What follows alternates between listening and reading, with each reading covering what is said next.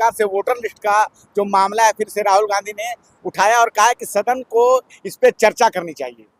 देखिए, आज सदन में बहुत ही गंभीर मुद्दे पर राहुल गांधी जी ने उस मुद्दे को उठाया है।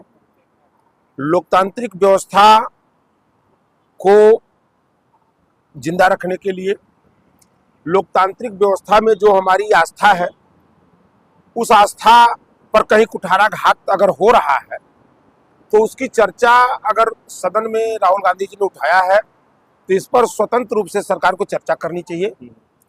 और जहां तक मेरा मानना है कि जैसे ओम बिरला जी ने जो कहा कि ये हमारा काम सरकार का काम नहीं है, तो यह हास्यास्पद है। उतनी बड़ी पीठ की कुर्सी पर बैठकर, लोकसभा के अध्यक्ष की कुर्सी पर बैठकर अगर ओम बिरला जी अगर ये कहते हैं कि यह हमारा विषय नहीं है, तो सरकार के ही अधीन चुनाव आयोग आता है। चुनाव आयोग के ऊपर जो है वो सरकार का आधिपत्य होता है। चयन प्रक्रिया जो चुनाव आयोग की होती है वो सरकार द्वारा की जाती है। तो कहीं न कहीं इस गंभीर मुद्दे पर सरकार को चर्चा करनी चाहिए और स्वतंत्र रूप से करनी चाहिए, क्योंकि मामला बड़ा गंभीर है। अगर राहुल गांधी जी तथ्यों के साथ सदन में चर्चा कराना चाह रहे हैं कि इतने वोटर एकाएक कैसे बढ़ गए महाराष्ट्र में जी, कहां से वो आ गए वोटर, तो कहीं न कहीं लोकतंत्र की अस्मिता की बात है वो। अगर इसी तरह से आप बताइए कि क्या भाजपा लोकतांत्रिक प्रक्रिया को जो है उसको चरणबद्ध तरीके से फॉलो नहीं कर रही है? देखिए, भाजपा लोकतांत्रिक प्रक्रिया को आज से नहीं, विगत जब से मोदी जी प्रधानमंत्री बने हैं तब से क्रम वाइज ये लोकतांत्रिक व्यवस्था को रौंद रहे हैं। भाजपा रौंद रही है। अगर रौंद नहीं रही होती तो हमको एक चीज बताइए कि इनका जो भी निर्णय हो रहा है, जो भी परिणाम आ रहे हैं, 48 सीट आ जा रही है इनकी हरियाणा में, तो 48 सीट इनकी आ रही है दिल्ली में, कहीं न कहीं इनके वोटर वहां भी बढ़ जा रहे हैं। इनके वोटर की यहाँ भी मामला दिल्ली में भी उठा, वोटरों का मामला। तो कहीं न कहीं लोकतंत्र जिंदा रहे, लोकतंत्र में इस देश की जनता का विश्वास बना रहे। हम मतदाता अगर हैं तो हमारे वोट का प्रयोग सही होना चाहिए, ये हमको भी विश्वास होना चाहिए। आज कहीं न कहीं मतदाता के अंदर यह एक भ्रम हो गया है कि क्या मेरे वोट का सही सदुपयोग हो रहा है, सही जगह मेरा वोट जा रहा है। और कहीं न कहीं भाजपा हर स्टेट में कुछ अपने चयनित लोगों का एकाएक नाम जो जुड़ रहा है, उसी का नाम दिल्ली में भी है, उसी का नाम महाराष्ट्र में भी है। तो ऐसी स्थितियां जो बन रही है उस पर चर्चा करनी चाहिए।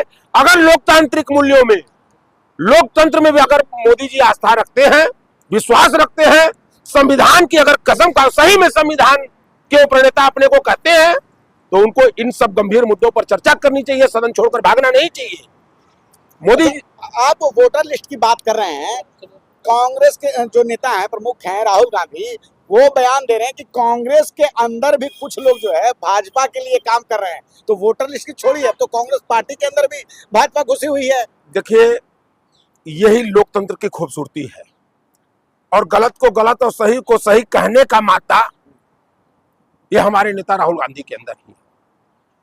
आप एक चीज बताइए कि अगर राहुल गांधी को कहीं न कहीं से कुछ जानकारी मिली होगी, क्योंकि राहुल गांधी शीर्ष नेता हमारे हैं, हमारी पार्टी के मुखिया के तौर पर मतलब आदरणीय खड़गे साहब और वो दो शीर्ष नेता हैं। अगर उन्होंने ये बयान दिया है तो कहीं न कहीं ये बड़ा महत्वपूर्ण बयान है। उनको कहीं न कहीं से कोई इस तरह की जानकारियां मिली होंगी। अगर इस तरह के लोग पार्टी के अंदर हैं, पार्टी को खोखला कर रहे हैं, पार्टी को दीमक की तरह चाट रहे हैं, पार्टी में रहकर खोल ओढ़ रहे हैं भाजपा कांग्रेस का, और भाजपा का काम कर रहे हैं, संघ की निक्कर पहनकर काम कर रहे हैं, तो ऐसे लोगों को चिन्हित करके आदरणीय राहुल गांधी जी को, आदरणीय खड़गे साहब को तुरंत उनको बाहर का। और हमारे नेता ने कहा भी है कि जो लोग ये काम कर रहे हैं तो वो बड़ी बेहतर होगा कि वो अंदर रहकर नहीं बाहर जाकर काम करे, अपनी हैसियत का भी मूल्यांकन वहां करे कि हमारी हैसियत क्या है। यहाँ बहुत से ऐसे लोग होंगे जिसको पार्टी ने चिन्हित किया होगा, कि जो बड़े बड़े ओहदे। लेकिन इसमें भाजपा की मजबूती भी दिखाई दे रही है कि कांग्रेस पार्टी के अंदर ऐसे लोग घुसे हुए हैं नहीं, या परिवर्तित हो गए हैं विचारधारा में। ये भाजपा की मजबूती नहीं है, ऐसे लोग ही आकर कांग्रेस को कमजोर कर रहे हैं। ये उनकी मजबूती की बात नहीं है, लेकिन कांग्रेस को ऐसे लोग ही जो यहाँ पर खोल हो रहे हैं, कांग्रेस का पट्टा लगाते हैं कांग्रेस का, और रात में जाकर काम करते हैं भाजपा का, रिपोर्ट देते हैं भाजपा को। ऐसे दो मुहे सांपों से, ये सब गूंगी की, हमारे देहात में गूंगी एक शब्द है, एक सांप होता है, उसको गूंगी नाम देहात में बोला जाता है, दो मुहा सांप। ऐसे सांपों से पार्टी को बचने की जरूरत है, और कहीं न कहीं अपने उन वर्करों को, जिसके राहुल गांधी ने एक शब्द और कहा गुजरात में, भाषण का वो शब्द है कि कांग्रेस का वो सिपाही मुझे मेरे सामने दिखना चाहिए कि जिसके अंग से कहीं से काटा जाए तो कांग्रेस का खून गिरे, उसके अंदर कांग्रेसियत रहे, वो मरे मिटे, चाहे वो जो भी हो, उसके अंदर अंत तक कांग्रेस का। जैसे इस देश को आजाद कराने में जो आजादी के दीवाने थे, वो जय हिंद वंदे मातरम कहकर चाहे अंग्रेज जितनी प्रताड़ना किए, उन प्रताड़ना को झेला, लेकिन ब्रिटानिया हुकूमत को यहां से भगाने का काम किया। उसी तरह कांग्रेस के अंदर जब तक गद्दार रहेंगे, जब तक इस तरह के दो मुहे लोग रहेंगे, कांग्रेस का नुकसान होता रहेगा। और ये स्थिति पूरे देश में कहीं ना कहीं राहुल गांधी जी अगर बोले हैं, हम देखिए फिर इस बात को कोट कर रहे हैं कि अगर राहुल गांधी जी इतने दिनों तक उन्होंने नहीं, लेकिन बहुत सी चीजों को उन्होंने सर्च किया होगा, बहुत सी चीजों को निकाला होगा, तब जाके वो उतना बड़ा नेता, इतना बड़ा बयान दिया। बहन मायावती को लेकर एक बड़ा बयान दिया कि अगर बहन मायावती साथ होती तो इंडिया गठबंधन के पास और सीटें होती, रिजल्ट कुछ और होता। अब चुनाव लोकसभा तो बीत चुका है, लेकिन 27 में यूपी का चुनाव है, तो क्या समझा जाए, इस बयान के मतलब क्या है? देखिए एक चीज बता दें आपसे कि राहुल गांधी जी ने रायबरेली में ये बयान दिया था। आज भी बहन जी के पास जो उत्तर प्रदेश में उनकी क्षमता है, उनके जो वोटर हैं वो कहीं न कहीं कांग्रेसी विचारधारा के ही वोटर उनके पास है। देखिए मतलब इससे इंडिया गठबंधन की विचारधारा वाले लोग, कांग्रेसी विचारधारा के, क्योंकि वो कल इसके पहले यह कहा जाता था कि ब्राह्मण, दलित और मुस्लिम कांग्रेस का बेस वोटर हुआ करता था, तो दलितों की उत्तर प्रदेश में एक बड़ी तादाद है, और उस तादाद पर मायावती जी विगत कुछ दिनों से, कुछ सालों से वो राजनीति की 3-3 बार मुख्यमंत्री बनी, 4 बार। तो कहीं न कहीं अगर वो कांग्रेस के समर्थन में होती, इंडिया गठबंधन का हिस्सा होती, तो आज सही में भाजपा की वहां स्थिति नगण्य हो गई होती। और आज ये देश की जो दुर्दशा हो रही है, ये दुर्दशा भी बच जाती। मोदी जो सत्यानाश कर रहे हैं इस देश का, इस देश को गर्त में ले जा रहे हैं। आज रुपए के स्तर पे चले जाइए, डॉलर उठा के पटक दिया है, रुपए को चढ़ गया उसके ऊपर, और उसके बाद भी मोदी जी ट्रंप के बगल में जाकर ताली बजा रहे हैं। मतलब ट्रंप वही बगल में खड़ा कराकर नंगा कर रहा है इनको, और ताली बजा रहे हैं, तो ये दुर्दशा भी रुक जाती। ट्रंप इनको नंगा कर रहे हैं? ट्रंप तो इनके अच्छे मित्र हैं, हमेशा जो है इनके साथ रहते हैं। अच्छा हाँ, अच्छा एक चीज बताइए, अमेरिका की मित्रता हमेशा लाभ हानि पर होती है, अभी तक का जो इतिहास यही रहा है।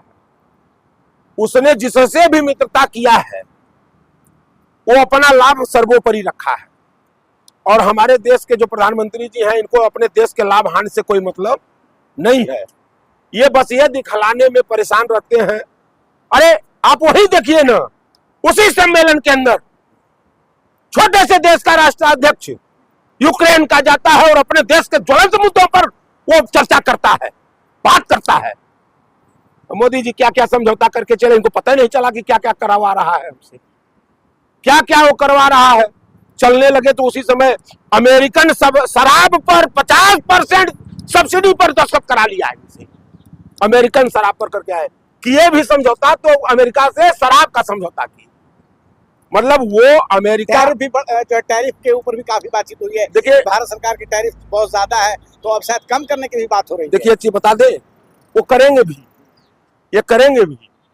मोदी वही करेंगे जो ट्रंप कहेगा, जो ट्रंप कहेगा जो चाइना वाला तो कहेगा, जवाब नहीं देंगे। ये जवाब कभी नहीं दे सकते, जवाब कभी नहीं दे सकते। अच्छा ये पहले बताइए कि जवाब वह व्यक्ति देता है जिसके अंदर अपने देश के प्रति ईमानदारी से देश प्रेम हो, जज्बा हो और अपने देश के प्रति पूर्ण रूप से वो समर्पित हो। आज कहीं ना कहीं मोदी जी को पता ही नहीं चलता है कि सामने वाला बोल क्या रहा है। आपको देश के लोकतांत्रिक व्यवस्था को की कोई जानकारी ही नहीं है, इन मूल्यों को आप समझ ही नहीं पाते।